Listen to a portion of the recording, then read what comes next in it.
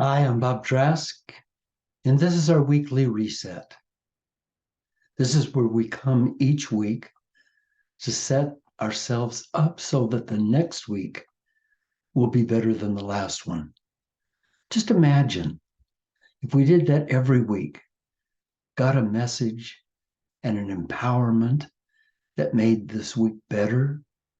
Imagine after 52 weeks where our lives would be.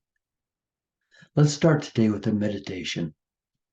If you'll just please have yourself comfortable in your chair and sit quietly, breathing in gently through your nose.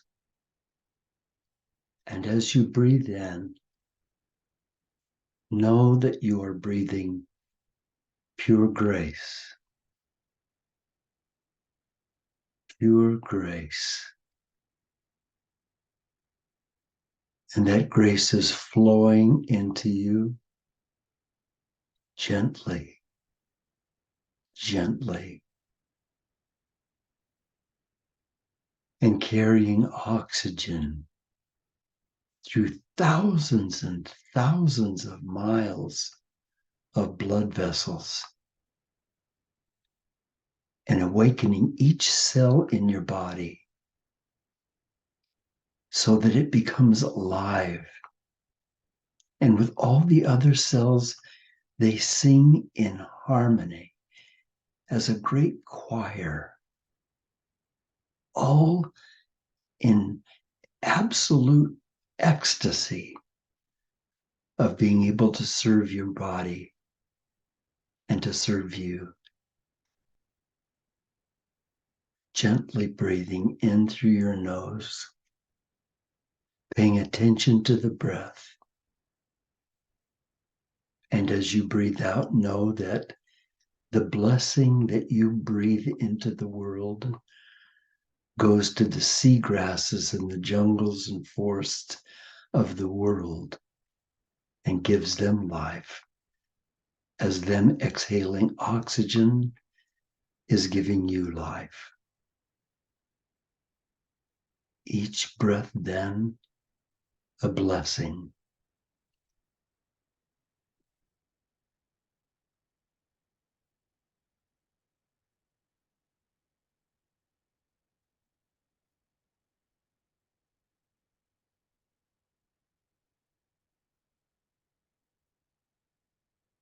And deeper you sink into this sea of grace, this delicious sea of grace.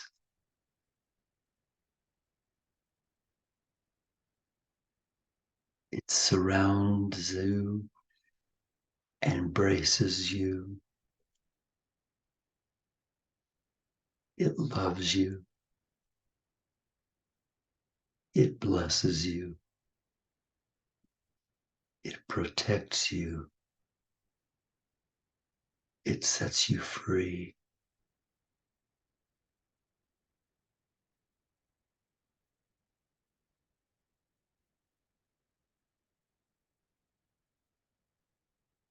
You are being loved and blessed and protected and set free.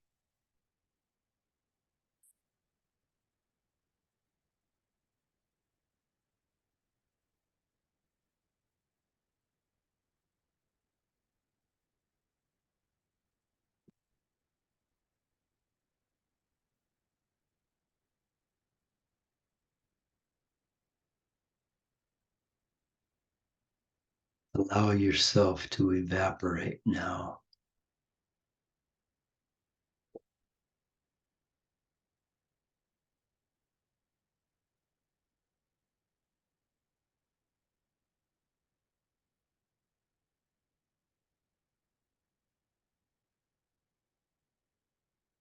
Just become nothing at all except spirit.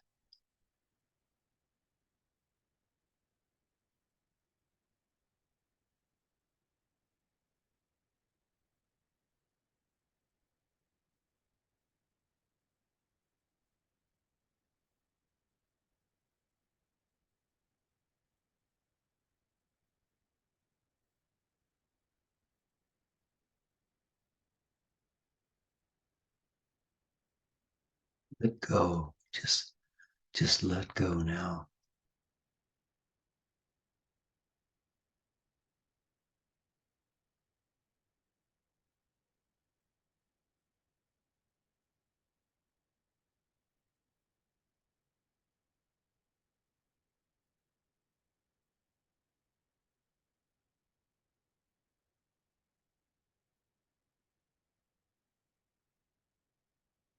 Thank you.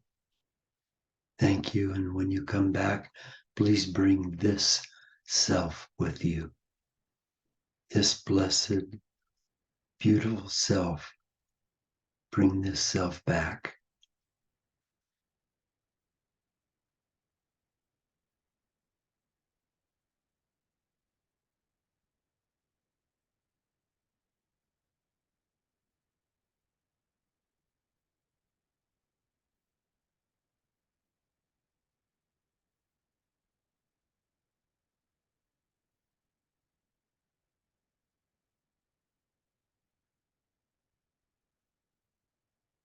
Thanks. Today, we're going to talk about, I think, a really fascinating subject. The question is life truly an illusion? And we've been told by so many people, so many great spiritual leaders and masters, that life is an illusion and that everything's an illusion. Well, let's face a basic truth before we go any further. There is an illusion called reality, and then there's reality, reality with a capital R. And in order to know the difference, we're going to have to abstract ourselves from the weird substitute for reality that poses as truth. That weird substitute for reality that poses as truth was taught to us from birth, wasn't it? We grew up with it. It was propagated by our parents, teaching us to see life as they saw it rather than as it is. It was propagated by our schools and by our very narrow concept of teaching and of learning. It's daily being propagated by religions who pretend to have all the answers. They pretend to have all the answers. And it's daily propagated by politicians who will say anything to get elected or to hold their jobs. And mostly we're being inundated by the marketing schemes of companies who want us to buy their products or their services. Now think with me for a minute. Look at the incredible fantasies that they sell us or try to sell us. Like they want to sell us a car. Do they say, this is XYZ car? It has this kind of a motor. It has this kind of seating. It has this kind of a warranty. It's a car you can depend on. It's a comfort car that looks good and is comfort. They don't say any of that. They don't say any of that. What they show is a family laughing together. They say to you, if you get this car, your family will be laughing together like this. They show a beautiful young couple camping out somewhere and laughing together. And they say, if you buy this car, you'll be a wonderful young couple camping out somewhere. They see a person standing at the top of a cliff overlooking a vast canyon. And they say, would you like to stand on a cliff overlooking a vast canyon? Buy this car and this will happen for you. It's all transference, isn't it? It's all one thing pretending to be another. It's all illusion. It's all illusion. And they pour that out to us. And if you watch TV, it's constant on TV. And please do this. Please mute those TV commercials and look away from the TV set. Don't let that happen to you. Because what happens is that we get more and more enthralled with the illusions of life rather than life. And if you think there's any truth in any of those propagations, I've got good news for you. Stick with me for the next 20 minutes, and maybe you'll just be set free from those ideas or those thoughts. Every part of our life is affected by either our knowledge of and embrace of truth or our misunderstanding of truth. Because again, reality is not the lessons from your parents or the lessons from your teachers or the sermons from your pastors or the promises of politicians or the promises of companies.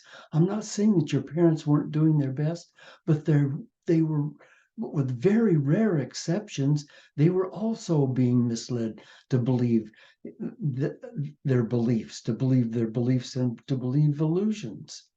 And to believe those illusions were reality. Is this a little confusing so far? You feel yourself sort of drifting around in circles trying to stay on top of what I'm saying? That's because you're letting go. Continue letting go as we go forward. See if together here today we can awaken a new, truthful way of seeing reality. There's one creative genius and presence in all things, in all universes, in all places, in all times. It's that intelligence that creates reality. And that is inseparable from reality itself, from the true reality itself. It can be called grace, it can be called Great Spirit, it can be called the sacred presence, or even easier, it can just be called love. Because when you see it through the eyes of love, all at once, everything that seemed real becomes transparent. That's to say, it becomes the shadows of reality rather than reality itself. We see that which reality produces: trees, mountains, cities, music, people, and so on and so on. And there and those are not those, and we think that those are reality, but they're not reality.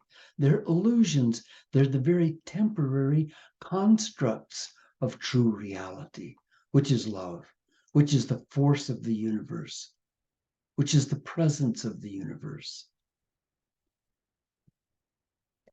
When we know that they're not realities, they don't disappear from our lives. They become guides into self-realization. Listen, when you look around the room you're in, the walls, the monitor, the TV set, the camera, all of those are made of space. How much space? 99.999999999% space. There's almost no matter, and maybe is no matter, in the walls, in the floor that your feet are on the chair you're sitting on, or your body. It's all space. But how can it be held in form then? It's held in form by that consciousness we call love. That consciousness that is around you right now, embracing you and giving you life. That presence that is love. That's a real being. It's real. It's not an inanimate something. It's the very life of the trees and the life of the river and the life of the wind and the life of you in your body. And as you breathe in and out that love, you become that love. You are that love. You are that presence.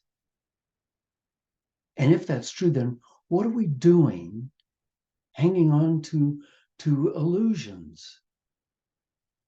When a painter or a musician lets go of their need to replicate so-called reality, they become Van Gogh, they become Beethoven, they become the Beatles, they become Robin Williams. When you look at a Van Gogh painting, it's alive. It's alive. It's moving. The trees are moving. The stars are moving. The water's moving.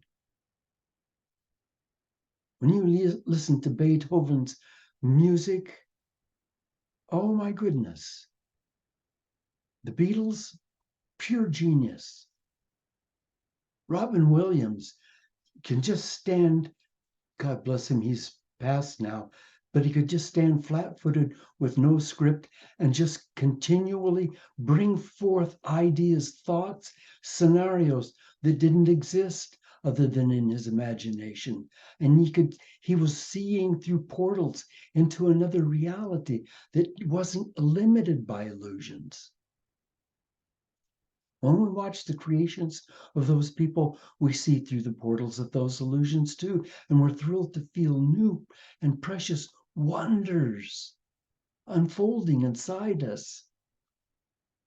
Today, put on music. Listen to the Adagio in G. So incredible. Listen to the swan. Listen, oh my goodness. When your ego is replaced by universal love, your life will expand in every way you can imagine. Then, instead of standing on the bank watching the river roll by, you will be not only in the river, you'll be the river. You'll not only be in the river, eventually you will become the river. You will feel yourself becoming the river. Jesus said, I and the Father are one. You'll be one with Source. You'll be the creator of your own reality. Existence itself will have changed for you. But it's going to take some courage, isn't it? It's going to take some courage to just abandon our old ideas and our old thinking. It's going to take a willingness to free fall, like stepping out of an airplane, to just free fall. And eventually learning not to fall, but to fly. And eventually learning how to stop reacting. Because we react, don't we? We think that we're acting, we think that we're proactive. No, we're reactive. 95% of the thoughts I had yesterday are the thoughts I'll have today and the thoughts I'll have tomorrow. That's safety. That's clinging. That's clinging to illusions rather than letting ourselves go and letting the river take us. It's clinging to illusions. It's clinging to old ideas. And it's because we are afraid to let go because we're not sure of what the future will bring. But the future is our gift. The unknown, what we don't know, what we haven't figured out yet, what we haven't seen, that's the gift. That's what we're here for. To constantly see the same things the same way. Like I say, the walls around you, they're not solid, they're moving, they're flowing. They're not solid things. Nothing around you is solid. Then how does it look solid? Why is that? Because it's held in place by consciousness. The co-creation between you and that great spirit called love. You want a wall? Okay, that wall's constructed in that powerful creative force that's between you and that beautiful river of love, that intelligence. Now, if we can just stop reacting and start accepting, instead of reacting to something, to accept it exactly the way it is and exactly the way it is not. You got a bill you didn't expect, stop reacting, just accept it. You woke up with a sore throat, stop reacting, just accept it. Somebody insulted you, stop reacting, just accept it. And then you're flowing. No more reacting to the shadows of reality, to illusions. And in this new way of thinking, we begin awakening in paradise. In Buddhism, one doesn't think of daily problems. All events are neutral. All events are neutral and accepted without judgment, without judgment. And that neutral mindset, with that neutral mindset, we become available for the deepest truths. The Upanishad describes the Hindu way of living in truth and perfection. Illusions there are escaped and replaced by a solitary place of bliss. No illusions. Jesus said not to look for truth outside of yourself, not to look at illusions. He said the kingdom is within you. So here's my humble advice today. Stop believing anything. If a thing's true today, good, that's good. But don't put it in a box and tuck it into your ego mind, because tomorrow it will no longer be true. It will no longer be true because it's gone down the river and you'll be living in an erroneous memory and letting it guide your life. But you might say, I have to believe in something, right? Right? No, that's your ego asking that question. Your beliefs are all illusions. All illusions. None of your beliefs are right. They're all illusions. If you go to the shore and watch waves crashing up against the rocks, rushing up on the sand, can you believe that any of those two waves are the same ever, ever? If you paint a picture or take a picture of the waves crashing in, can you take it home and frame it and put it up on the wall and say, that's the river, or that's the ocean, or those are the waves? No. Those are gone. Those are gone. It's changed. Everything is change. Everything is change. And we're supposed to be change. And if you think you believe what you think about me is true, me, Bob Trask, if you believe what you think about me is true, I'll tell you, tomorrow I'll be different. And once again, you'll be in your illusions and they'll deceive you. So go down to the river today. Go down to the river and let it become a metaphor for truth. Observe how it's in constant change, every instant, forever, weaving new realities, blending, changing, making beautiful patterns, and none of them the same.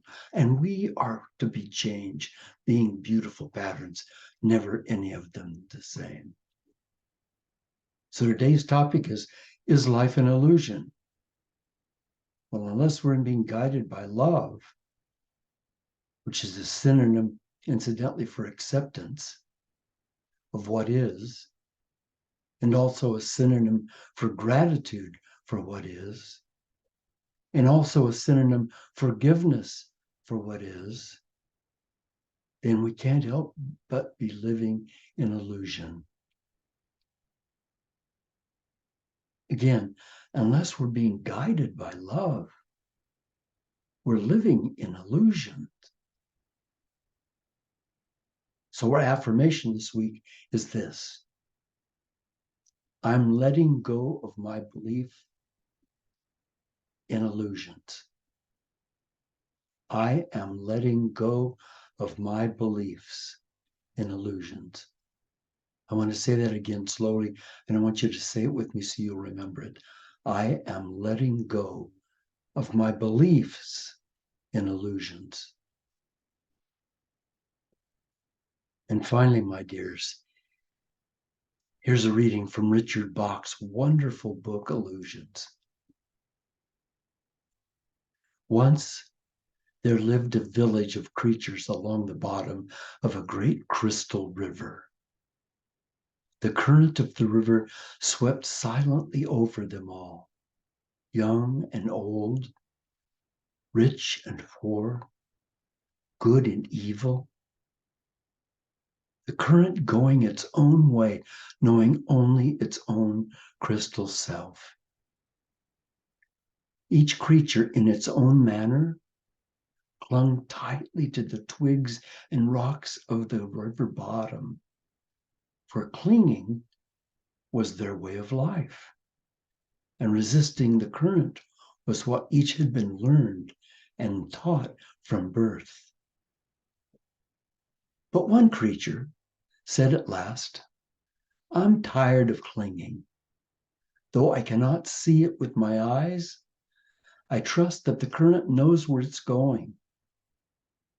I shall let go and let it take me where I will. Clinging, I shall die of boredom." The other creatures laughed and said, "Fool, let go, and that current you worship will throw you tumbled and smashed against the rocks, and you'll die quicker than boredom."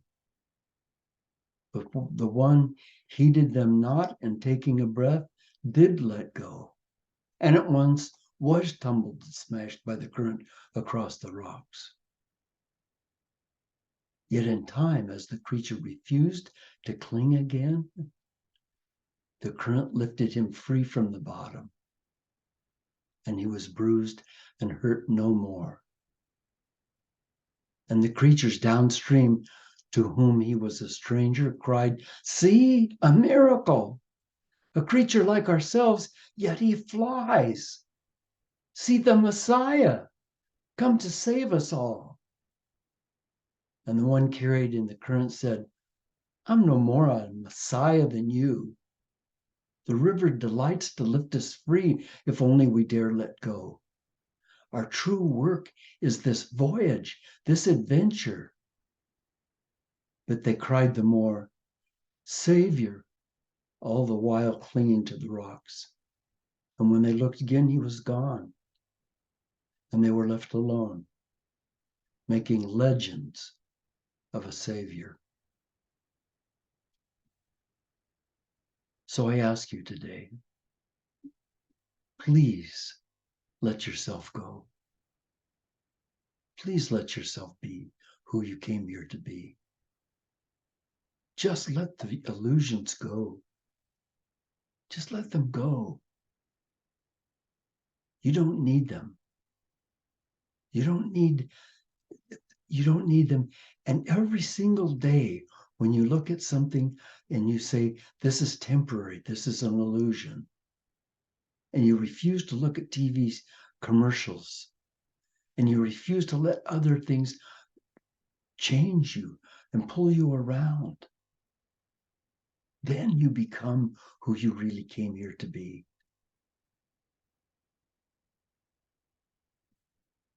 So if a thing is true today, good, but don't put it in a box and tuck it into your ego mind, because tomorrow it'll no longer be true, and you'll be living in an erroneous memory, and you'll be letting it guide the way you think and the way you live. Be love. Trust love. Trust not that gushy love, that great river of life that's flowing through here. Trust it. Trust it. Let go. Let go of the illusions and be free.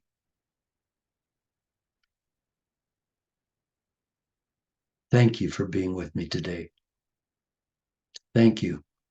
If this message touched you, would you please go to my website, bobtrask.com, and go up in the right-hand corner where there's a donate button and make a donation to help me keep this work going. I so very much appreciate that. Thank you.